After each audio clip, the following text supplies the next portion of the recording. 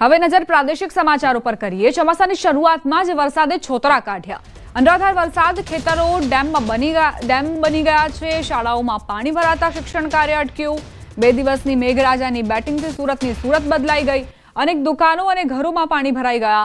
રસ્તા પર 5 થી 6 ફૂટ પાણી ભરાતા ઘરની બહાર નીકળવું મુશ્કેલ બની ગયું। બીજી તરફ કેટલાક વિસ્તારમાં વાહનો તણાયા હોય એવા દ્રશ્યો સામે આવ્યા। નર્મદા, છોટાઉદેપુર સહિતમાં રસ્તા ધોવાઈ ગયા છે।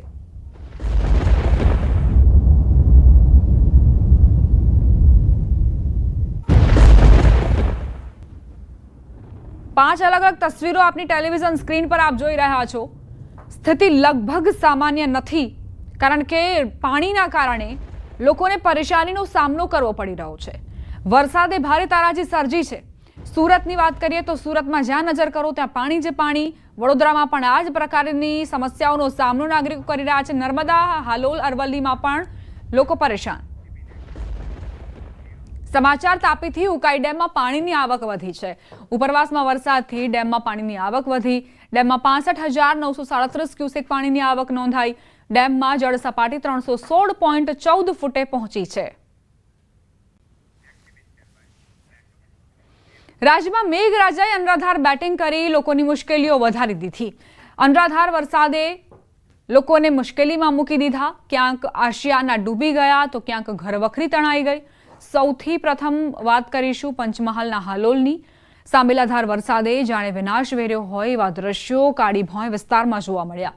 વિશ્વામિત્રી નદીમાં કાંઠે કાચા મકાનમાં રહેતા શ્રમિક પરિવારોના મકાનમાં ધસમસતું પાણી ઘૂસી ગયું। તમામ ઘરવખરી કાદવમાં ભળી ગઈ। પરિવારો માટે શું જમવું, ક્યાં સૂવું એવી દયનીય પરિસ્થિતિ જોવા મળી।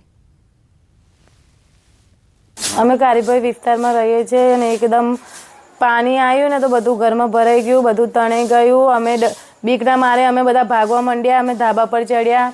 મારા બાથી દોડાઈને બાને લઈને હું દોડી। અમારું અનાજ તણાઈ ગયું, અમારા ગેસના બાટલા જતા રહ્યા, અમારા તેલના અમારું કેટલું નુકસાન થયું। અમારે ઊંઘવાનું કહે, અમારે ખાવાનું શું, અમારે પીવાનું શું। અમે મજૂરી કરીને ખાઈએ, અમે શેર લાવીને શેર ખાઈએ। આ બધું અમારું નુકસાન થયું અને અમારું બધું તણાઈ ગયું, કશું રહ્યું ને, પલંગ ખાટલા બધું જ। આ કાળીભોય વિસ્તાર છે અને ઘણી વખત આવો વરસાદ આવે છે, પણ આ વખત એટલો વરસાદ બપોરે આવ્યો, આ બધું અમારું સામાન પડી ગયું અને અમે છોકરાને લઈને જતા રહ્યા।